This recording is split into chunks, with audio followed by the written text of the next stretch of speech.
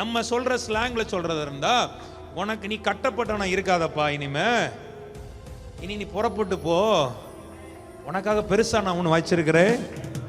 2025 எப்படி இருக்கும்? பக்கத்துல பாசனம் ரொம்ப பெருசா இருக்கும், ரொம்ப மேன்மையா இருக்கும். பாஷர் ஆமென். கர்த்தர் நமக்கு கொடுக்கிற நன்மைகள் சின்னதல்ல, அது நலமும் விசாலமான. மேய்ச்சல் எப்படி இருக்கும்? சாதாரணமானதா இருக்காது. விசுவாசிக்கிறீங்களா? விசுவாசிக்கிற பிள்ளைங்க ஆவியில வாங்கிக்க. உனக்கு கர்த்தர் கொடுக்கிற நன்மைகள், உனக்கு கர்த்தர் கொடுக்கிற ஆசீர்வாதங்கள் ஏதோ சாதாரணமா இருக்காது, அது நலமும் விசாலமான நன்மையா இருக்கும். ஆமென். அது வானத்தின் மழை தண்ணீரை குடிக்கிற தேசமா இருக்கும்.